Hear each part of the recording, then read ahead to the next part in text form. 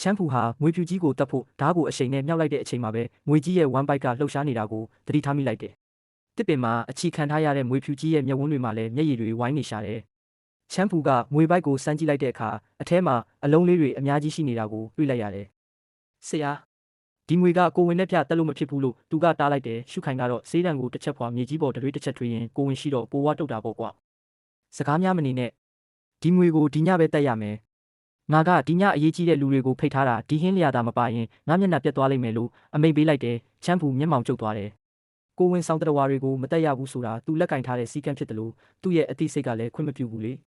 သူခါကြကငွေအိတ်ကိုစမ်းကြည့်လိုက်မိတယ်ဒါဟာသူမိမယူဖို့သုံးနှလုံးလုံးစုဆောင်းထားရတဲ့ငွေတွေပါဒါပေမဲ့သူသွားကြိတ်ပြီးအိတ်ကိုထုတ်လိုက်တယ်ဆရာဒါလေးယူထားလိုက်ပါဒီငွေကိုကျွန်တော်ကိုပဲရောင်းလိုက်ပါဗျာရှုခိုင်ရဲ့မျက်လုံးတွေကအယောင်တောက်သွားတယ်ဒီငွေကိုကိုယ်တိုင်တက်เสียရလဲမလိုတော့ဘူးစပွဲအတွက်လည်းပူเสียရမလိုတော့ပဲပတ်စံလာကားရမယ်အကွက်ကိုတွက်လိုက်တာပေါ့သူကငွေအိတ်ကိုချက်ချင်းဆွဲယူပြီးအိတ်ထဲထည့်လိုက်တယ်ကဲမြန်ယူသွားတော့ငါရဲ့စပွဲကိုအချိန်မနှောက်နေစေနဲ့မှောင်ရီပြိုးဆက်ချိန်မှာပဲချမ်းဖူဟာငွေဖြူကြီးကိုဝါချင်းထဲထည့်ပြီးမြို့ပြင်ကမျက်နှာကကျူတော်တဲကိုခေါ်သွားခဲ့တယ်ချင်းထဲကနေဖြည်းဖြည်းချင်းထွက်လာတဲ့ငွေဖြူကြီးဟာသူ့ကိုလှည့်ကြည့်နေတယ်ချမ်းဖူကငုံကြည့်ပြီးသွားတော့ရေနက်တဲ့နေရာမှာသွားပုံးနေတော့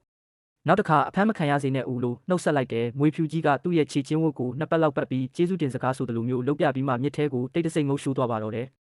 ချမ်းဖူကတော့သူ့ရဲ့ဗလာချင်းနေတဲ့ငွေအိတ်လေးကိုစမ်းကြည့်ရင်းမင်္ဂလာဆောင်နောက်ဆုတ်လိုက်ရတဲ့အတွက်စိတ်မကောင်းဖြစ်မိပေမဲ့အသက်နှစ်ချောင်းကိုကယ်တင်နိုင်ခဲ့ပြီဆိုတဲ့အသည့်နဲ့စိတ်အေးချမ်းသွားပါတော့တယ်မြို့ထဲကိုပြန်ဖို့ခြေဦးလဲလိုက်တဲ့အချိန်မှာပဲမြို့တကားဝမှာသပင်ဖြူမုတ်စိတ်ဖြူတွေနဲ့ထူးဆန်းတဲ့အဖိုးအိုတယောက်ကသူ့ကိုတားလိုက်တယ်အဲ့ဒီနတ်ဝိဆာအဖိုးအိုကဟေ့လူပြို